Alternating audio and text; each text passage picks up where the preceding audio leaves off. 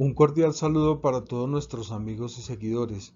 El día de hoy, continuando con nuestra temática de fundaciones, asociaciones y corporaciones en Colombia, quiero hacer una corta, sencilla y clara definición de lo que significa ser entidad sin ánimo de lucro en Colombia. Recordemos que es el énfasis para asociaciones, corporaciones y fundaciones de Colombia. Una entidad sin ánimo de lucro en Colombia es aquella entidad que, siendo de carácter privado, el tema de carácter privado lo tengo explicado en otro video al que pueden tener acceso también, no distribuye sus excedentes entre sus miembros o asociados. Es decir, nuestra normatividad colombiana tiene la prohibición expresa que los excedentes no se deben distribuir entre sus miembros o asociados. ¿Y qué son los excedentes en las organizaciones o entidades sin ánimo de lucro en Colombia? Son lo que en el sector comercial o societario lo llamamos utilidades o ganancias. En este tipo de organizaciones la ley no los define como una ganancia o utilidad, sino que lo define como unos excedentes o como si fueran unos sobrantes de las operaciones económicas que han llevado a cabo dentro de su periodo fiscal. Recordemos que el periodo fiscal es aquel que está comprendido entre el 1 de enero y el 31 de diciembre de cada año.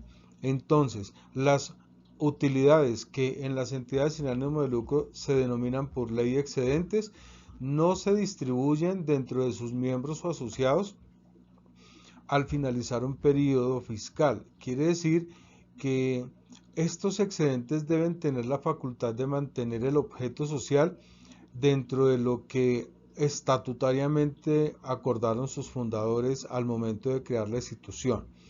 Entonces, una entidad sin ánimo de lucro, básicamente en Colombia, es una organización que tiene la prohibición expresa de distribuir sus excedentes entre sus miembros o asociados, pero no es una entidad que salga para vivir de la caridad, no es una entidad que salga para no poder generar recursos. En Colombia existen fundaciones, asociaciones y corporaciones bastante ricas que generan demasiados recursos. Entonces, no por ello todos los servicios o actividades que desarrolla una entidad sin ánimo de lucro deben ser gratuitos. Por el contrario, tienen la facultad de expedir factura electrónica de venta, como lo hemos explicado en otros videos. Tienen la facultad de vender productos, de comercializar servicios, pero todas esas actividades que puede desarrollar en pro de generar recursos, pues tienen como finalidad fortalecer el objeto social para el cual se crea la institución. Ahora bien, las personas que le prestan los servicios, incluyéndose, si fuera el caso, sus mismos fundadores, asociados, miembros, qué sé yo, podrán ejercer cargos dentro de la institución y percibir salarios dentro de lo que la norma legal colombiana permite para este tipo de actividades. Entonces, una entidad sin ánimo de lucro no es una entidad que salga a vivir de la caridad, ni tampoco es una entidad que salga a promover y regalar todos sus servicios. Recordemos que hay clínicas y hospitales que son fundaciones, entidades sin ánimo de lucro y sus servicios son altamente costosos. Pero por ser fundaciones o entidades sin ánimo de lucro no quiere decir que tengan que regalar su servicio o su trabajo. Las universidades son entidades sin ánimo de lucro y recordemos que hay semestres en universidades que son bastante altos de precio. Entonces, es la capacidad que tienen de ser competitivos en un mercado, de promover un servicio, de promover un producto, colocarlo en el mercado, obtener unos recursos por eso, facturarlos electrónicamente, cumplir tal cual como lo hace cualquier tipo de empresa, pero al finalizar el periodo, esas ganancias o excedentes ni son para sus fundadores ni son para sus miembros. De hecho, son para fortalecer el objeto social y mantener activa la institución, cumpliendo con los postulados que estatutariamente se han trazado para cumplir. Ahora bien, esos excedentes deben ser parte de algo que tributariamente se ha denominado una asignación permanente. Decir que en un ejemplo muy sencillo, una asignación permanente la podemos comparar como cuando uno tiene una bolsa de recursos y de esa bolsa de recursos toma una parte y la lleva a otra bolsa de recursos que tienen una destinación específica. Entonces, la norma colombiana nos está diciendo que los excedentes deberán llevarse, o deberían de llevarse mejor, a una bolsa exclusiva que se denomina asignación permanente para la inversión en las actividades o proyectos que la Asamblea General de una entidad sin ánimo de lucro ha establecido como inversión. Voy a poner un ejemplo sencillo. Supongamos que una entidad sin ánimo de lucro en Colombia obtuvo unos excedentes en el periodo fiscal anterior. Es decir, supongamos que sus excedentes fueron 2 millones de pesos, o 3 millones, o 10, bueno, el valor que sea. Esos 2 millones de pesos, la asamblea de miembros o de fundadores o de socios, lo que van a hacer es establecer en qué se va a invertir ese excedente. Ese excedente, cuando es aprobado por la asamblea, entonces se lleva a una bolsa independiente que se denomina asignación permanente y será un recurso de patrimonio que tendrá como destinación específica la inversión para la cual ha establecido la Asamblea General. Supongamos que la Asamblea estableció que ese recurso se va a invertir en la compra de unos equipos que son necesarios para el funcionamiento y el cumplimiento del objeto social. Entonces, en el periodo siguiente se deberá realizar la inversión que la Asamblea ha aprobado de esa asignación permanente. Ahora bien, para encontrar un excedente debemos establecer o conocer primero qué son egresos. Entonces, los egresos son todos los gastos que en el transcurso de un periodo fiscal tiene la institución como tal. Ahora, los egresos se dividen en dos: egresos procedentes y egresos no procedentes. Entonces, los egresos procedentes son todos los gastos o erogaciones que causa la institución en el periodo fiscal y son aquellos que tienen una relación de causalidad con el objeto social, es decir, se causan para poder cumplir el objeto social o son necesarios para el desarrollo y el cumplimiento de la entidad. Voy a poner un ejemplo: pagar un arrendamiento del sitio donde tiene la sede de la institución, pues uno entendería que es un gasto procedente porque es necesario para funcionar. Pagar transportes, pagar los salarios de los trabajadores, pagar los servicios públicos, realizar las compras de los insumos necesarios para funcionar, la papelería y todo ese tipo de cosas son gastos necesarios para el funcionamiento del objeto social.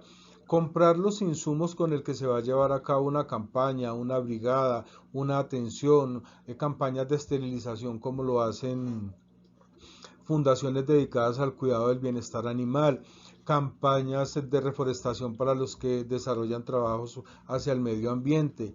En fin, todo ese tipo de gastos pues son necesarios para el objeto social y tienen una relación de causalidad. Por lo tanto, ese tipo de egresos se consideran procedentes.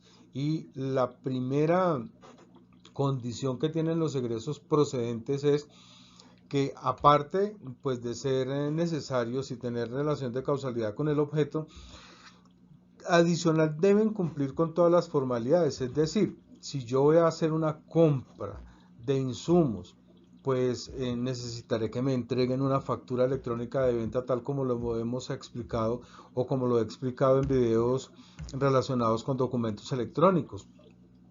Si le voy a pagar a una persona por un servicio, deberé generar un documento electrónico. Se deberá cumplir con el tema de las retenciones y los impuestos, tal cual como se ha explicado en otros videos.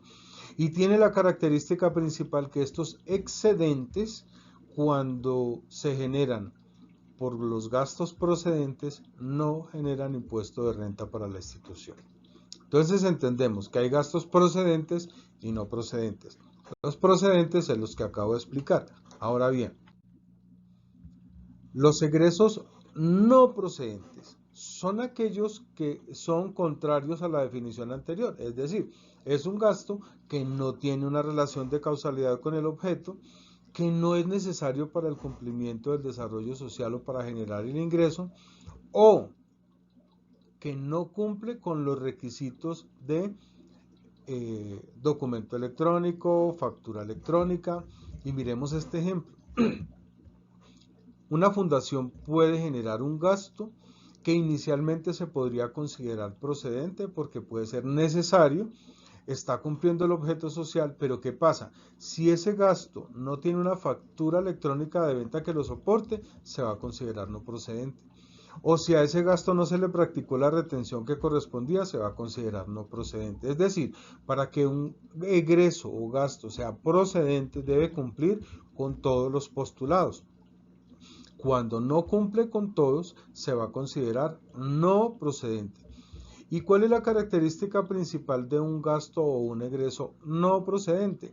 Pues que va a generar impuesto de renta a la tasa de tributación que se encuentre vigente en el momento. Entonces, eso quiere decir que mis instituciones, mis entidades sin ánimo de lucro, deberán tener cuidado de verificar si sus gastos o sus egresos durante el periodo fiscal son procedentes o no procedentes, porque dependiendo de ellos sí le va a generar impuesto de renta, independientemente de que sea exento del impuesto de renta. Ese gasto o egreso no procedente siempre le va a generar pagar un impuesto de renta. Eso quiere decir lo siguiente: si una entidad sin ánimo de lucro tipo fundación genera un gasto, pero no le dan la factura electrónica, le voy a poner un ejemplo, un gasto de 1.000.000 de pesos, y resulta que esa fundación está calificada en el régimen especial que la convirtió en exenta de impuesto de renta, pero como generó un pago, un gasto, una compra sobre un valor que no le dieron factura,